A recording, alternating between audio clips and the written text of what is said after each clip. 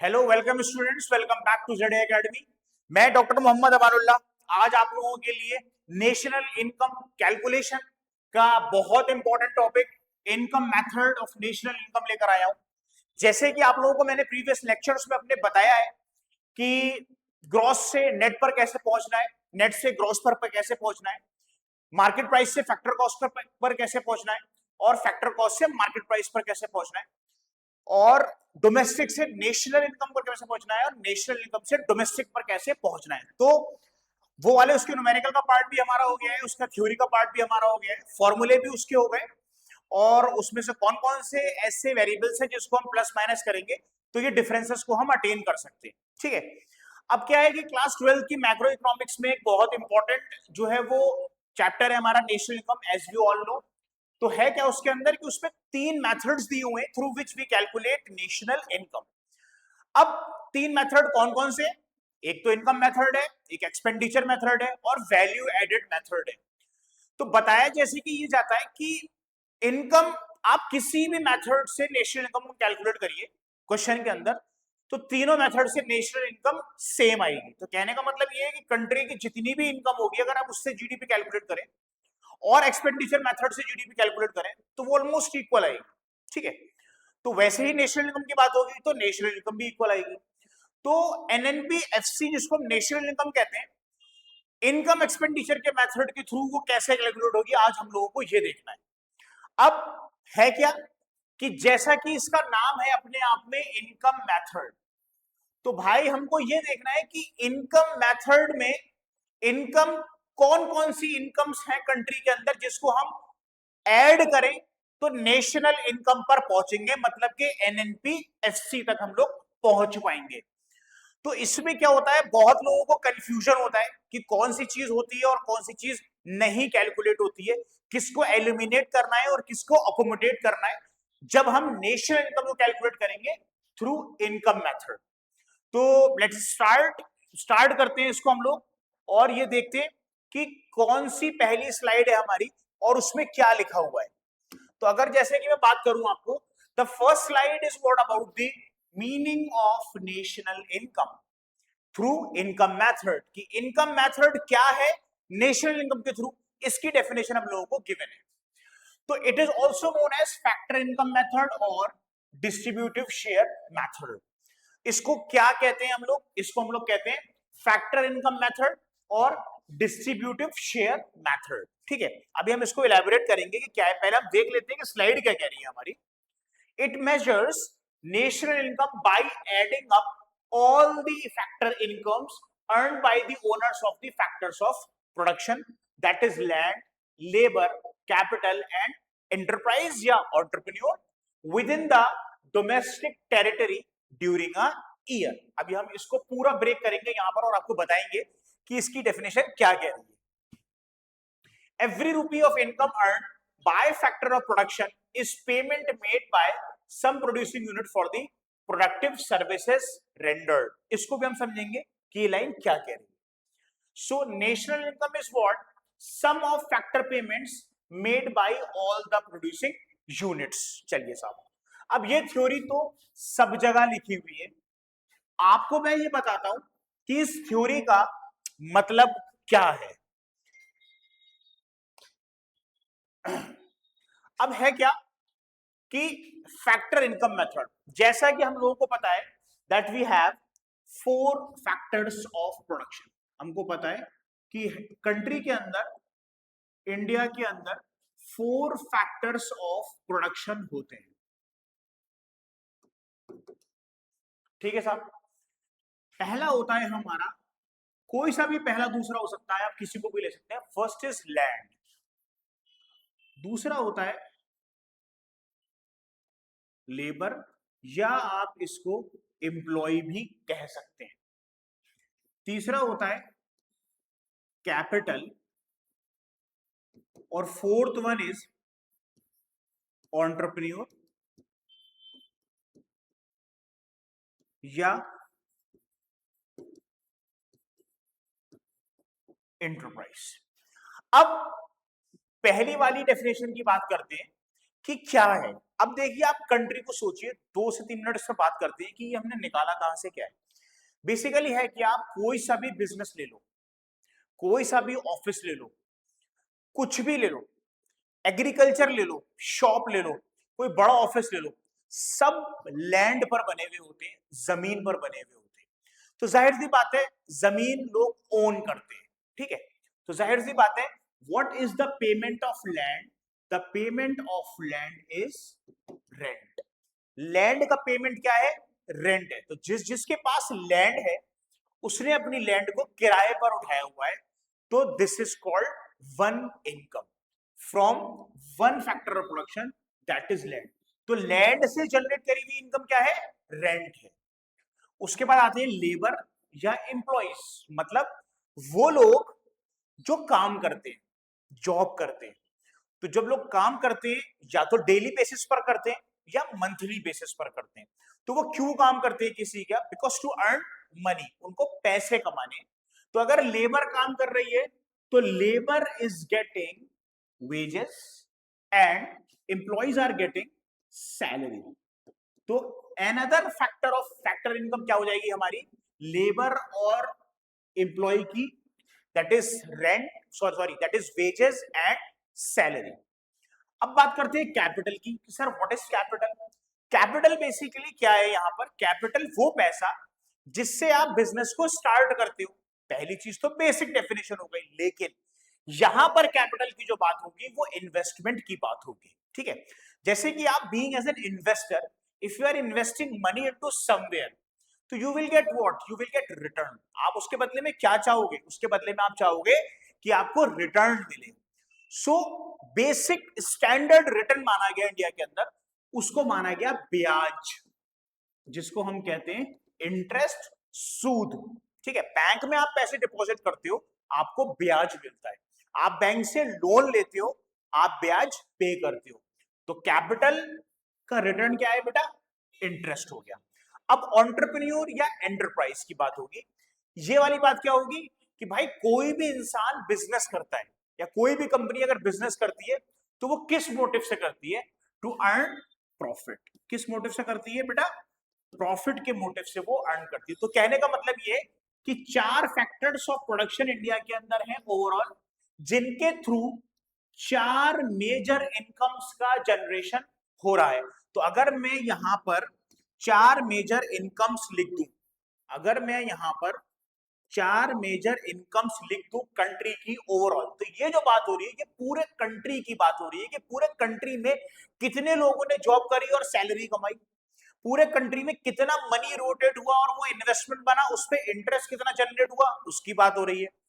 पूरे कंट्री में कितने बिजनेस है, कितने बिजनेसमैन है जो प्रॉफिट कमा रहे हैं, उसकी बात हुई।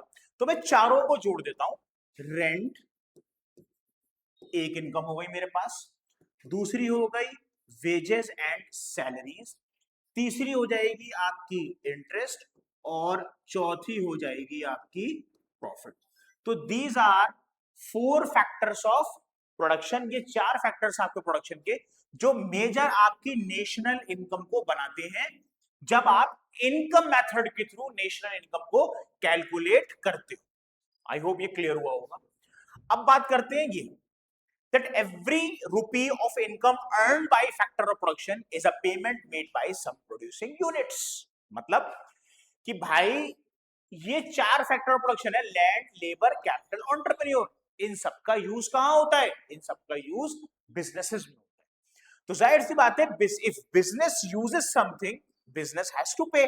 अगर बिजनेस कुछ भी यूज करेगा तो बिजनेस उसके बदले में पेमेंट करेगा, तो वो पेमेंट है आपका यही। तो कहने का मतलब ये है कि भाई कंपनीज का पेमेंट किसी की इनकम है। अब इसको अदर वे लेते हैं, जैसे कि मैंने सैलरी कमाई 20,000 रुपए महीना, तो भाई वो मेरी तो इनकम हो गई, उसमें से मैंने 10,000 रुपए सपोज करो खाने पर खर्च करे, मेरा खर्चा हो गया और खाने वालों की इनकम हो गई। अब सेम गोज फॉर दी खाने वालों की इनकम। खाने वाले की जो इनकम है भाई वो कहीं और पैसे खर्च करेगा, भाई उसका रेस्टोरेंट है, वो बिजली का बिल दे रहा है, वो अपने स्टाफ की सैलरी दे रहा है, वो रॉ मटेरियल खरीद के ला रहा है। तो भाई उसकी जो इनकम थी, मेरी जो इनकम थी वो उसका एक्सपेंस, मेरा एक्सपेंस था।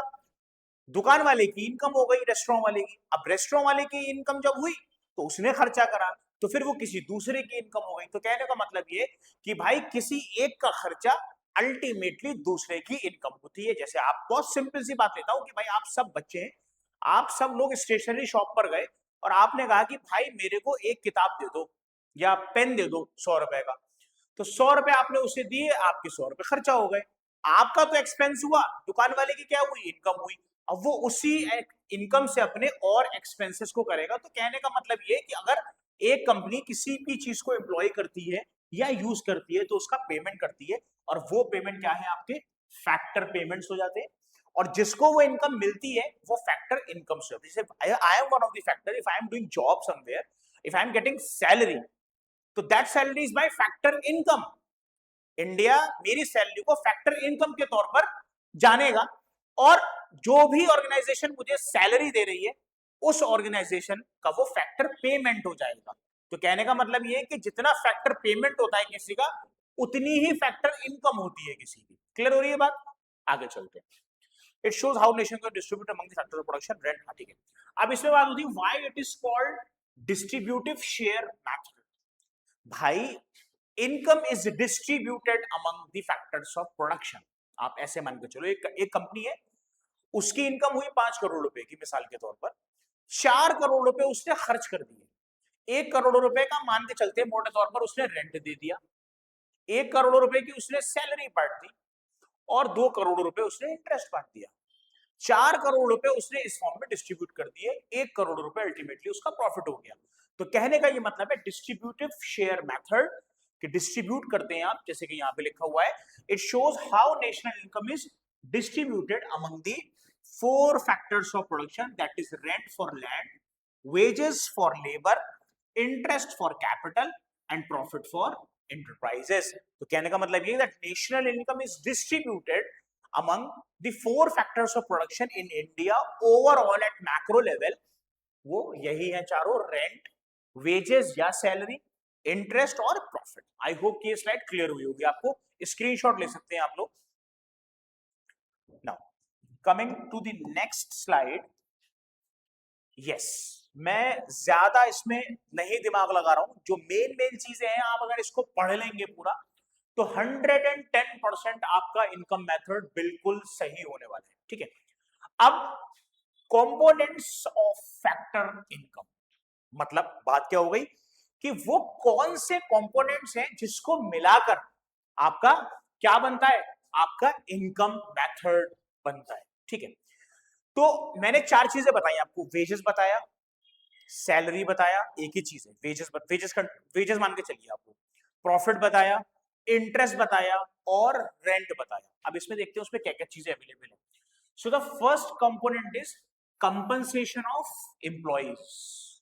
एम्प्लॉइज का कंपनसेशन मतलब एम्प्लॉइज का पेमेंट। एम्प्लॉइज का पेमेंट क्या होता है, it is also called salaries और वेजेस। तो it is one of the components. Components की बात जब होगी तो भाई उसके अंदर आप क्या करोगे, उसके अंदर आप जोड़ोगे इनकम मेथड में कि यही कंपोनेंट्स है जिसको मिलाकर नेशनल इनकम बनती है इनकम मेथड के थ्रू। So the first one is the compensation of employees. क्या लिखा है, wages and salaries in cash, wages in kind, employers contribution to social security schemes and etcetera. ठीक है, तो आप ये मान के चलो मोटे तौर पर, अगर क्वेश्चन के अंदर आपको कंपनसेशन ऑफ एम्प्लॉइज दिया हुआ है तो वो कंपोनेंट का पार्ट होगा, उसको आप ऐड करोगे। अगर आपको सैलरीज और वेजेस दिया हुआ है तो आप उसको भी ऐड करोगे। ये वर्ड्स सिनोनिम्स हैं, आप एक की जगह पर दूसरे का इस्तेमाल कर सकते हो। Second component is what, operating surplus. अक्सर बच्चे इसमें कंफ्यूज हो जाते हैं। ऑपरेटिंग सरप्लस आपकी इसके अलावा जो 3 फैक्टर्स ऑफ प्रोडक्शन है उसको मिलाकर बनता है। क्या क्या है, रेंट को जोड़ दीजिए इसके अंदर आप, इंटरेस्ट को जोड़ दीजिए इसके अंदर आप, और इसके अंदर आप किसको जोड़ दीजिए, प्रॉफिट को जोड़ दीजिए। तो ये तीनों चीजें जब आपने जोड़ी और मिलाई तो आपका क्या बन गया, ऑपरेटिंग सरप्लस बन गया। तो क्वेश्चन के अंदर अगर ऑपरेटिंग सरप्लस दिया हुआ है और इंटरेस्ट और प्रॉफिट भी दिया हुआ है तो आप ऑपरेटिंग सरप्लस को लोगे। और अगर आपसे क्वेश्चन ही पूछ रहा है कैलकुलेट ऑपरेटिंग सरप्लस, तो आप ये तीनों चीजों को जोड़ दोगे, इन तीनों चीजों को ऐड कर दोगे तो आपका ऑपरेटिंग सरप्लस बन जाएगा। क्लियर हो रही है बात? नेक्स्ट, मिक्स्ड इनकम, एक कंपोनेंट बढ़ गया आपका मिक्स्ड इनकम। मिक्स्ड इनकम क्या होती है? मिक्स्ड इनकम मेजरली उन लोगों के लिए होती है जो लोग सेल्फ एम्प्लॉयड होते हैं। अब सेल्फ एम्प्लॉयड कौन लोग होते हैं भाई? Self employed is different from entrepreneurs. Entrepreneur की डेफिनेशन ये होती है कि वो जॉब क्रिएट करते हैं मार्केट के अंदर, मगर सेल्फ एम्प्लॉयड लोग जॉब क्रिएट नहीं करते हैं, वो खुद अपने हुनर से पैसे कमाते हैं, अपनी वजह से कमाते हैं पैसे और अपने लिए कमाते हैं पैसे। जैसे डॉक्टर हो गया, जैसे लॉयर हो गया, जैसे बार्बर हो गया, जैसे कॉबलर हो गया, ठीक है, वो अपना काम करते हैं। जैसे कि आपका घर पे प्लम्बर आता है, वो सेल्फ एम्प्लॉयड हो गया, ठीक है, कारपेंटर आता है, वो सेल्फ एम्प्लॉयड हो गया। तो वो लोग जिनकी फर्म्स नहीं है, बड़ी बड़ी कंपनीज नहीं है, वो लोग अपने हुनर से, अपनी स्किल से, अपनी क्वालिफिकेशन से पैसे कमाते हैं, तो उनकी भी तो कुछ इनकम होती है, वो भी तो कुछ इनकम जनरेट कर रहे हैं कंट्री के अंदर। तो उसको भी हम, मिक्स्ड इनकम को भी हम इसमें कैलकुलेट करेंगे इस कंपोनेंट में आके, ठीक है। तो अब हमारे पास इस सूरत हाल से कितने फैक्टर्स हो गए अगर हम देखें तो बेसिकली अगर मैं देखूं तो मैं लिख लेता हूं यहां पर कंपनसेशन ऑफ एम्प्लॉइज, जिसको सीओई कहेंगे हम शॉर्ट फॉर्म में, plus rent plus interest plus profit plus mixed income. ये अब इन तीनों को मैं एक साथ क्या कह सकता हूं बच्चों? एक साथ मैं इन लोगों को ऑपरेटिंग सरप्लस भी कह सकता हूं, ठीक है। अब बात होती है क्या कि एनएफआईए का भी रोल होता है। एनएफआईए क्या होता है? एनएफआईए को हम क्या करते हैं?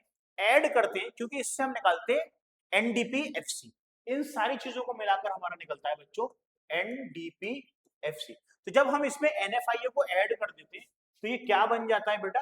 ये बन जाता है हमारा एनएनपीएफसी। क्यों? क्योंकि डोमेस्टिक से जब हम नेशनल पर पहुंचेंगे तो हमको एनएफआईए को ऐड करना है। तो ये भी हमें कंपोनेंट को इग्नोर नहीं करना है।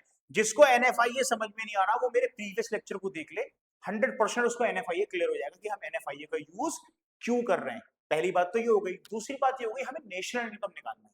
तो नेशनल इनकम निकालने के लिए, नेशनल इनकम का दूसरा नाम है वो है एनएनपीएफसी, मतलब net national product at factor cost, ठीक है। तो हम जब इन सारे कंपोनेंट्स को ऐड करते हैं तो हमें मिलता है बेटा एनडीपीएफसी। बस ये याद रखिए आप, इसमें हमको एनएफआईए ऐड करना है and we will get what? We will get national income which is also called NNPFC. I hope ये क्लियर हुआ होगा, इसका स्क्रीनशॉट ले सकते हैं आप लोग। चलिए नेक्स्ट आगे देखते हैं, अब हमारा आगे क्या स्लाइड कह रही है हमारी, ठीक है। देखिए अगेन मैंने आपको डिफाइन कर दिया, पहले ही डिफाइन कर दिया। ऑपरेटिंग सरप्लस क्या होता है? Rent plus interest plus profit, ठीक है। रेंट क्या होता है? Income from ownership of land and buildings including royalty from subsoils assets. मतलब रेंट क्या है? आपकी लैंड की, आपकी बिल्डिंग का जो रेंट जनरेट हो रहा है वो इनकम होती है, वो एक कंपोनेंट हो गया आपका। इंटरेस्ट क्या होता है? See, income received on lending capital to producing enterprises excluding interest on public debt and loans for consumption. कहने का मतलब वो पैसा जो आप प्रोड्यूसिंग यूनिट्स में देते हो, इन्वेस्ट करते हो, मैंने बताया था वो पैसा जिसको आप बिजनेस यूनिट्स में इन्वेस्ट करते हो और उससे आपको बिजनेस यूनिट्स जो है इंटरेस्ट देते हैं, वो आपकी इनकम कैलकुलेट होगी, ठीक है।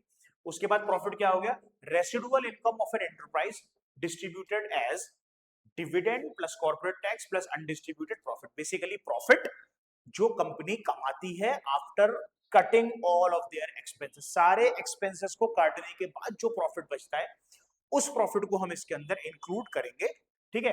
अब इसमें दिया हुआ है dividend plus corporate tax plus undistributed profit. अब आप कहोगे सर ये क्या है? What is dividend? Dividend is the extra payment और the reward given by the companies to its shareholders. मतलब अपने शेयर होल्डर को वो कुछ पैसे बांट देती है खुशी में, या कंपनी में कुछ अच्छा हो गया या कंपनी में मोर देन एक्सपेक्टेड प्रॉफिट हो गया तो उन्होंने कुछ पैसा शेयर होल्डर्स को बांट दिया। तो वो पैसा कहां से बटेगा? वो प्रॉफिट का पार्ट होता है, प्रॉफिट में से बढ़ता है। टैक्स आप गवर्नमेंट को देते हो, कहां से देते हो? टैक्स आप प्रॉफिट में से देते हो, तो अल्टीमेटली वो प्रॉफिट को रिड्यूस करता है। उसके बाद हो गया अनडिस्ट्रीब्यूटेड प्रॉफिट, ये वो प्रॉफिट है ही जो आपने अभी तक बांटा नहीं है। तो अगर ये आपको अलग अलग दे रखा हो तो इसको कंबाइंड करके आप प्रॉफिट निकाल सकते हो अपना। अदरवाइज अगर ये नहीं दे रखा हो, आपको सीधे प्रॉफिट दे रखा हो, तो आप सिर्फ और सिर्फ प्रॉफिट को ही इंक्लूड कर लेना। तो कहने का मतलब ये कि ये वो तीन कंपोनेंट्स है जो प्रॉफिट का पार्ट होता है। तो याद रखना, अगर ये अलग अलग दिया हुआ है तो इन तीनों को ऐड कर कर आप ये वाला प्रॉफिट निकाल सकते हो। क्लियर हो गई बात? चलिए अब हम इसमें देखते हैं फॉर्मूले क्या है एनडीपीएफसी के। मैंने पहले बता दिया, आप कंपनसेशन ऑफ एम्प्लॉइज मतलब कि सैलरी मतलब कि वेजेस, इसको जोड़ लो।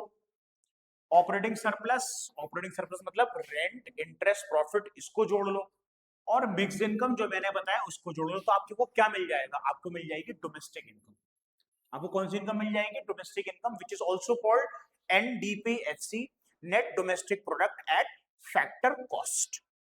बट हमें क्या निकालना है? We have to calculate national income. So national income का क्या फॉर्मूला है? एनएनपीएफसी। नेशनल इनकम का बच्चों क्या फॉर्मूला है? नेशनल इनकम का बच्चों फॉर्मूला है एनएनपीएफसी। तो एनडीपीएफसी में जब हम एनएफआईए को ऐड कर देंगे तो हमें क्या मिल जाएगा? हमें मिल जाएगा एनएनपीएफसी। तो ये इसके दो फॉर्मूलेज है। इसको आप लोग अगर अच्छे से याद कर लेंगे तो मैं गारंटी देता हूं कि आपका इनकम मेथड का नेशनल इनकम गलत नहीं हो सकता। बहुत सिंपल है। जितनी भी इनकम जनरेट हुई पूरे कंट्री में, कोई सा भी सोर्स हो इनके इसके साथ साथ, उन सबको आप जोड़ दीजिए तो आपका national income through income method निकल जाएगा। Salaries and wages which is also called compensation of employees. Operating surplus combinedly called operating surplus, combinedly rent जोड़ दीजिए, इंटरेस्ट जोड़ दीजिए और प्रॉफिट जोड़ दीजिए, plus mixed income of self employed, वो लोग जो खुद पैसे कमाते हैं अपने हुनर से, उनके पैसों को जोड़ दीजिए आप। तो आपको क्या मिल जाएगा? आपको मिल जाएगा डोमेस्टिक इनकम। बट हमें नेशनल इनकम को कैलकुलेट करना है, उसके लिए हमें एनएफआईए को ऐड करना है। एनएफआईए क्या होता है? एनएफआईए अगर नहीं गिवन है तो मैं बता देता हूं। NFIA is FIFA minus FITA, factor income from abroad minus factor income to abroad. बाहर से जो पैसा कमाया हमारे इंडियंस ने वो पैसा, प्लस बाहर के लोगों ने इंडिया से जो पैसा कमाया वो, उन दोनों को हम माइनस करते हैं और एनएफआईए निकाल देते हैं। तो हम इस पर पहुंच जाते हैं, किस पर? आपका एनएनपीएफसी, और उसको जोड़ना है हमें एनडीपीएफसी से। सो क्या लिखा हुआ है? Note, domestic income includes only factor incomes generate within the domestic territory, NFIA bridges it to the national income. अच्छा, व्हाट इज डोमेस्टिक टेरिटरी? जो आपका कंट्री है, भारत का देश का राशन कुछ ऐसा है, इसके अंदर रहकर जिन भी लोगों ने पैसा कमाया है वो टेरिटरी है इंडिया की एक साल में। एक साल क्या होता है?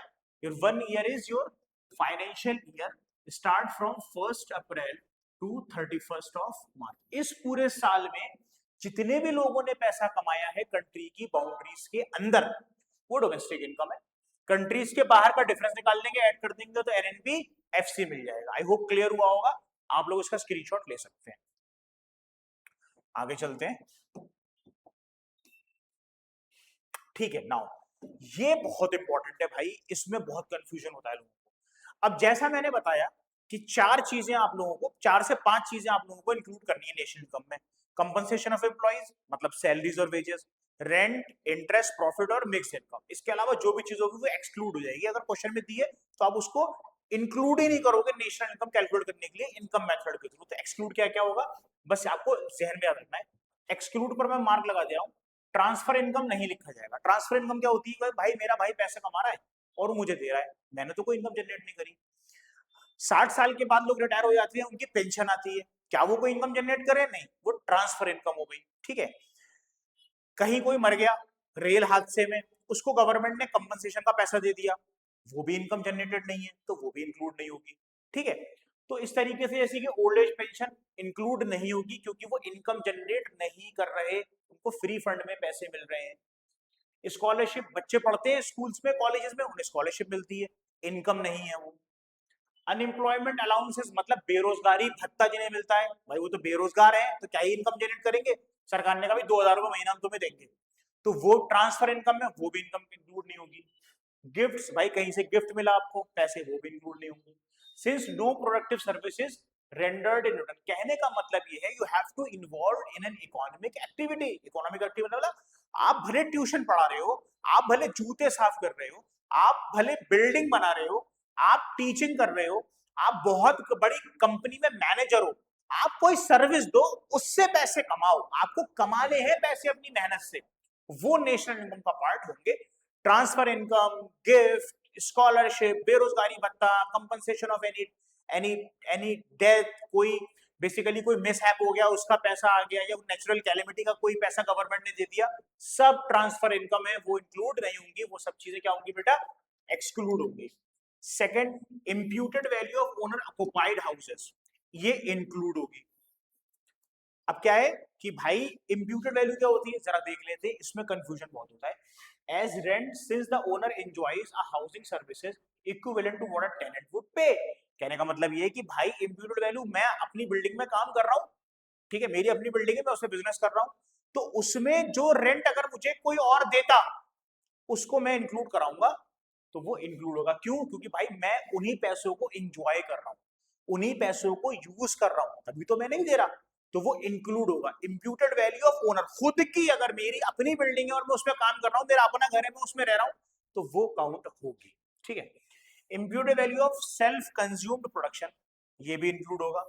जैसे अब भाई मैं सब उसके ही फार्मर हूं, मेरा खेत है, अब मैंने उसमें जो है चावल और दाल पैदा करा, तो मैंने भाई मिसाल के तौर पर 100 किलो चावल पैदा करे, 10 किलो मैंने अपने घर पे रख लिए और 90 किलो बेच दिए, तो 10 किलो जो मैंने अपने घर पे रखे ना, वो नेशनल इनकम में इंक्लूड होंगे। क्यों? क्योंकि भाई मैंने इकोनॉमिक एक्टिविटी करी, मैंने काम किया, आई हैव रेंडर्ड सर्विस, मैंने काम किया, भले उसको मैंने बेचा नहीं, लेकिन उसकी अपनी कुछ इकोनॉमिक वैल्यू है। बेसिकली कंट्री के रिसोर्स को यूज कर कर आपने क्या पैदा किया पैसे के फॉर्म में, वो इंक्लूड होगा। तो भाई मैं उसको भी इंक्लूड करूंगा, सेल्फ कंजम्पशन वाली जो चीजें हैं उसको। Fourth, corporate profit tax not added separately, इसको हम अलग से ऐड नहीं करेंगे। क्यों नहीं करेंगे? क्योंकि ये ऑलरेडी किसका पार्ट होता है, प्रॉफिट का पार्ट होता है। आप टैक्स कहां से देते हो, यू पे टैक्सेस फ्रॉम द प्रॉफिट, तो भाई अगर आप प्रॉफिट को इंक्लूड कर रहे हो तो अल्टीमेटली टैक्स उसके अंदर इंक्लूडेड है, अलग से आपको टैक्स ऐड करने की जरूरत नहीं है। लेकिन अगर आपको प्रॉफिट दिया हुआ है, प्रॉफिट आफ्टर टैक्स, टैक्स कटने के बाद, जैसे अगर आपका प्रॉफिट एक तरफ दिया हुआ है मिसाल के तौर पर 100 रुपए, सिंपल लिखा हुआ है, एक लिखा हुआ है प्रॉफिट आफ्टर टैक्स 100 - 40 - 60, जिसमें 40 रुपए टैक्स है। तो ये चीज अगर आपको दे रखी है तो आप 60 रुपए तो अलग लिखोगे क्योंकि ये आपका आफ्टर टैक्स का प्रॉफिट है, और 40 रुपए आप टैक्स को ऐड करोगे तब निकालोगे 100 रुपए। अच्छा साहब, सर हम ऐसा क्यों करते हैं? सवाल आपका बिल्कुल जायज है, बहुत सारे कंट्रीज ऐसे हैं जहां पर टैक्स नहीं है। प्रॉफिट वो पैसा जो आपने अपनी मेहनत से कमाया है, तो मेहनत से कमाई हुई चीज को गवर्नमेंट इंक्लूड करेगी किसमें, नेशनल इनकम में। आप पूरा पैसा गरीबों को बांट दो, आप कुछ मत रखो, सरकार को उससे मतलब नहीं है ना, आपने क्या कमाया सरकार को उससे मतलब है, भले आप पूरा पैसा रख लो, सरकार को टैक्स मत दो, बहुत सारे कंट्रीज में नहीं दिया जाता। तो आपने जो कमाया भले उससे आप डिविडेंड बांटो, भले उससे आप कुछ भी पेमेंट करो, लेकिन आपने अपनी बिजनेस की कोर एक्टिविटी से जो पैसे कमाए वो आपकी इनकम मानी जाएगी। तो that is why tax separately include नहीं होगा, अगर कटा हुआ है तो इंक्लूड हो जाएगा। विंडफॉल गेम्स एक्सक्लूड होंगे। विंडफॉल गेम्स ऐसा है कि आप लॉटरी में पैसे जीत गए, है ना, बहुत सारी एप्लीकेशन है आजकल, लोग उसमें पैसे लगाते हैं, क्रिकेट क्रिकेट वाली है, तो उसमें लोग पैसे कमा लेते हैं, तो वो इनकम का पार्ट नहीं होगा। Death duties, gift tax, wealth tax, ये एक्सक्लूड होगा। जैसे treated at transfer payments not factor income for productive services, कहने का मतलब ये कि gift tax, wealth tax, death duties, मतलब बहुत सारे लोग ऐसे होते हैं जिनको टैक्स पे बेनिफिट मिल जाता है, वेल्थ टैक्स पे बेनिफिट मिल जाता है, तो उनका पैसा लौट कर आ जाता है, तो वो इनकी इनकम नहीं है, तो ट्रांसफर इनकम है। तो कहने का मतलब ये इस पूरी चीज में सिर्फ दो ही चीजें ऐसी हैं जो इंक्लूड करेंगे, जो पार्ट डायरेक्टली इनकम मेथड का नहीं है, बट अगर वो गिवन होगा तो आप उसको इंक्लूड कर लोगे, क्योंकि ये एक्सेप्शनल टाइप की चीजें होती है, एक्सेप्शनल टाइप की चीजें होती है, ठीक है। क्योंकि फार्मर का ही केस या कुछ ही केसेस ऐसे होते हैं जो इंसान क्या करता है, अपनी चीजों को निकालकर अपने सेल्फ कंजम्पशन के लिए रखता है, अदरवाइज मोस्टली बिजनेसमैन सारी चीजों को सेल कर देते हैं।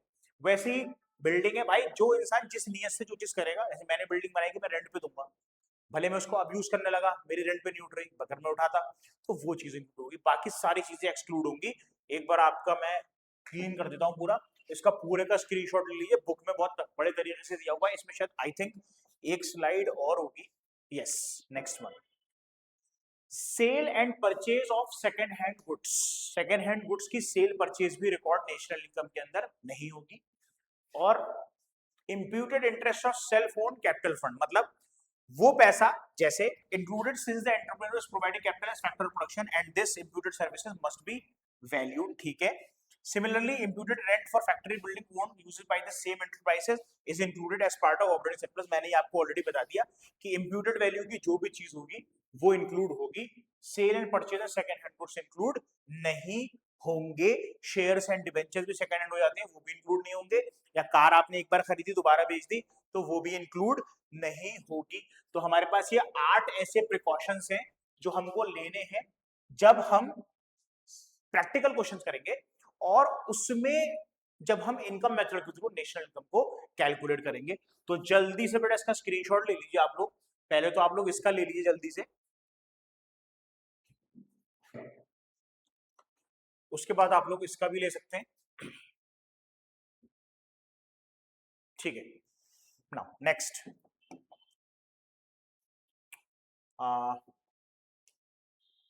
अब सीधे आते हैं हम प्रैक्टिकल प्रॉब्लम्स पे। लेट मी रिवाइज अगेन, क्या है compensation of employees, operating surplus मतलब rent, interest, profit, mixed income, ठीक है। 5 चीजें हो गई। अब हमारा सवाल दिया हुआ है क्या, from the following data calculate domestic income and national income. अब आपको समझ में आ रहा है डोमेस्टिक इनकम क्या कहलाती है, एनडीपीएफसी कहलाती है, अच्छे तौर से देख लीजिएगा। और नेशनल इनकम क्या कहलाती है बेटा, नेशनल कहलाती है एनएनपीएफसी। तो सबसे पहले हम क्या कैलकुलेट करेंगे, सबसे पहले हम कैलकुलेट करेंगे एनडीपीएफसी। एनडीपीएफसी के लिए हमारे पास कौन कौन से फैक्टर्स होने चाहिए, पहला होना चाहिए कंपनसेशन ऑफ एम्प्लॉइज, दूसरा होना चाहिए रेंट, तीसरा होना चाहिए इंटरेस्ट, चौथा होना चाहिए प्रॉफिट और पांचवा होना चाहिए मिक्स्ड इनकम। ऐसे होना चाहिए, ठीक है। और इसको कंबाइंडली हम कह सकते हैं ऑपरेटिंग सरप्लस, ठीक है साहब। क्या हमारे पास कंपनसेशन ऑफ एम्प्लॉइज दिया हुआ है, हाँ दिया हुआ है। कितना दिया हुआ है बेटा, 500 रुपए। तो हमने यहाँ पे लिख दिए 500 प्लस। क्या हमें रेंट दिया हुआ है, हाँ बेटा रेंट दिया हुआ है हमें, कितना 100, तो हमने लिख दिया कितना 100। क्या हमें इंटरेस्ट दिया हुआ है, यस हमें इंटरेस्ट दिया हुआ है विच इज ₹80। क्या हमें प्रॉफिट दिया हुआ है, हाँ दिया हुआ है कितना 150, हमने यहाँ पर लिख दिया 150 प्लस। क्या मिक्स्ड इनकम दी हुई है, हाँ मिक्स्ड इनकम ये दे रखी है कितनी 300 रुपए, हमने लिख दिया यहाँ पर 300 रुपए। अब हमें क्या निकालना है, हमें निकालना है एनडीपीएफसी।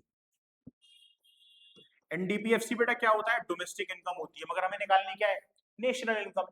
500, 600, 900, 900 ये हो गया, 900 में 1050, 1130, तो आपका ये आ गया 1130 करोड़। करोड़ लिखना बहुत जरूरी है वरना मार्क्स कट जाएंगे, क्यों, क्योंकि आपको फिगर करोड़ में दे रखी है। तो एनडीपीएफसी कितना आया आपका, एनडीपीएफसी आया आपका 1130 करोड़। मगर हमें पहुंचना कहाँ है, हमें तो निकालना है बेटा एनएनपीएफसी, जिसके लिए हमें एनडीपीएफसी गिवन है। देखिए नेट नेट सेम है, कुछ चेंज नहीं होगा। डोमेस्टिक से नेशनल पर पहुंचने के लिए हमको क्या ऐड करना है बेटा, एनएफआईए। प्रोडक्ट प्रोडक्ट सेम है, फैक्टर कॉस्ट सेम है। एनडीबीएफसी कितना दिया हुआ है 1130 प्लस करेंगे इसमें हम एनएफआईए। एनएफआईए कितना दिया हुआ है बेटा यहाँ पर 20 करोड़, तो हमने 20 करोड़ इसमें ऐड कर दिया। तो हमारी जो नेशनल इनकम आई वो आई 1150 करोड़। आंसर ये देखिए डोमेस्टिक इनकम कितनी आई 1130, नेशनल इनकम कितनी आई 1150। आई होप कि ये समझ में आया होगा, इसका स्क्रीनशॉट आप लोग ले सकते हैं।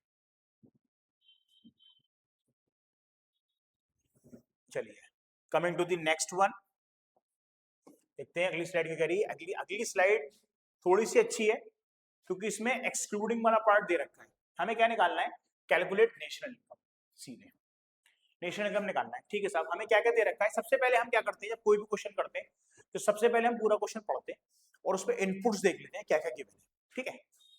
कंपनसेशन एम्प्लॉइज, चलिए जो चीज होगी उसमें मैं टिक लगा दूंगा और जो चीज नहीं होगी उसको मैं क्रॉस कर दूंगा। जैसे क्या कंपनसेशन एम्प्लॉइज को हम लोग लेते हैं, हाँ लेते हैं, तो इसको मैंने टिक लगा दिया।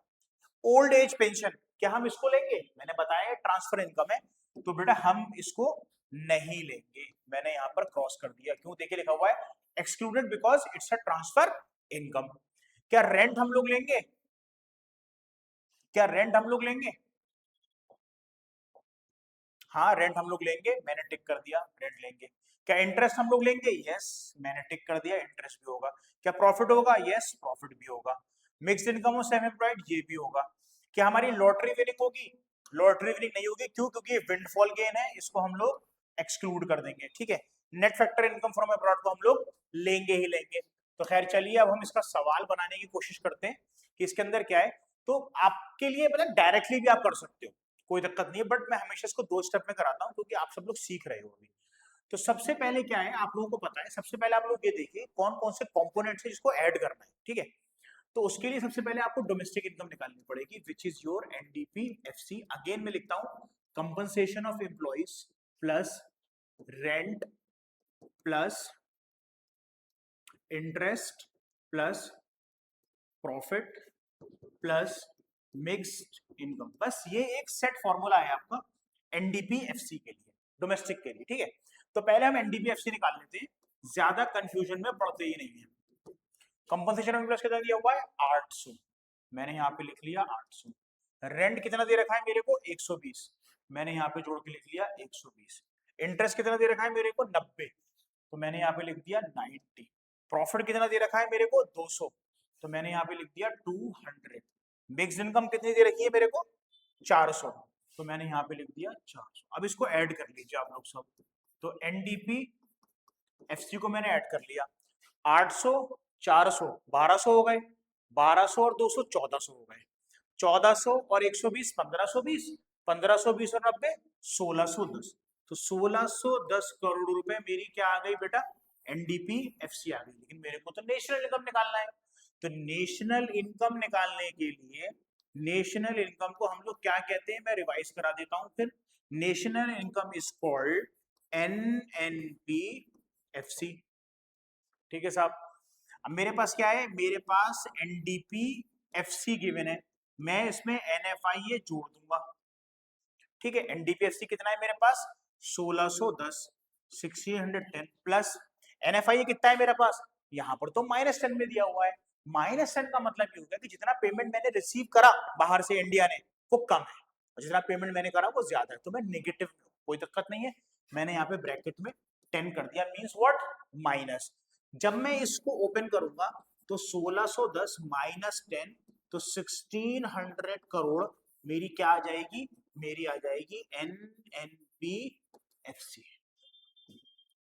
आई होप ये सवाल क्लियर हुआ होगा। मैं एनडीपी एफसी मैंने पहले निकालना सिखाया आप लोगों को, उसके बाद में पहुंचा एनएनपी एफसी पर। देखिए यहाँ पर छोटा सा दिया हुआ है आप लोगों को, आई होप दिख रहा होगा, विजिबल होगा। 1600 करोड़ आपका एनएनपी एफसी आ रहा है, तो उसका स्क्रीनशॉट आप लोग ले सकते हैं।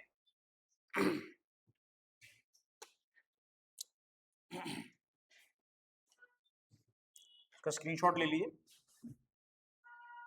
चलिए नेक्स्ट देखते हैं हम लोग। नेक्स्ट हमें स्लाइड किस चीज की गिवन है, की टेक अवेज है हमारे, क्या क्या है इसके अंदर, कि हमने मतलब इस स्लाइड में हमने क्या क्या सीखा, पूरी पूरी स्लाइड में हमने क्या क्या सीखा इस मेथड में। ऑपरेटिंग सरप्लस क्या कहलाता है? रेंट इंटरेस्ट प्रॉफिट कहलाता है।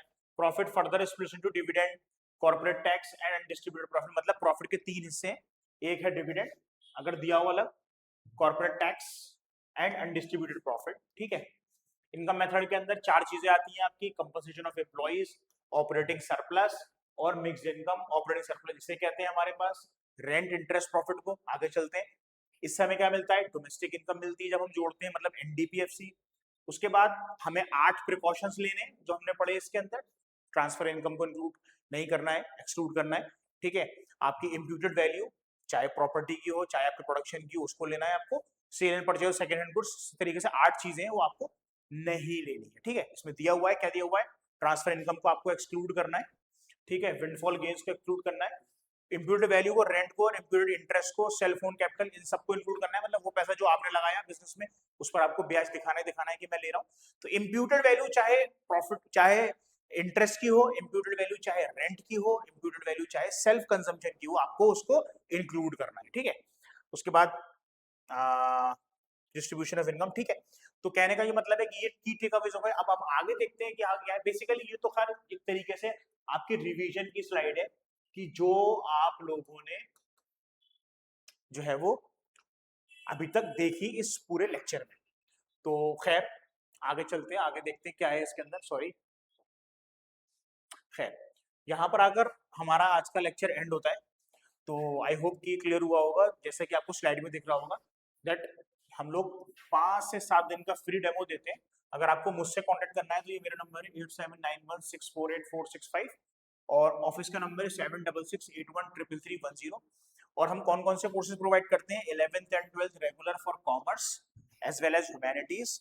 एंट्रेंस पे हम लोग जब जाते हैं तो BCom, BBA, BA, BLLB, MBA, MU और जामिया के लिए स्पेसिफिकली फोकस है, बस 11th और 12th के लिए। All over India, pan India, CBSE board के लिए, आईसीएसई बोर्ड के लिए हमारी सर्विसेज ओपन है। हम हाइब्रिड मोड में रन करते हैं अपने इंस्टीट्यूट को। तो आई होप कि ये लेक्चर आप लोगों को समझ में आया होगा, क्लियर हुआ होगा। तो मैं ये वाली बात आप लोगों से कहूंगा कि हमारे यूट्यूब चैनल को सब्सक्राइब करें, मेरी वीडियो को शेयर करें, लाइक करें सबसे ज़्यादा से ज़्यादा। और नेक्स्ट वीडियो मेरे नेक्स्ट दोनों मेथड पर, एक्सपेंडिचर मेथड और वैल्यू एडेड मेथड पर आने वाली है। जैसे ये बहुत क्रिस्प और कंसाइज थी, टू द पॉइंट थी, बहुत स्पेसिफिक थी, ऐसे ही आपको आने वाले टाइम में और इकोनॉमिक्स, मैक्रो इकोनॉमिक्स से रिलेटेड लेक्चर्स मिलने वाले हैं। तो hope to see you next time. Thank you, thanks a lot.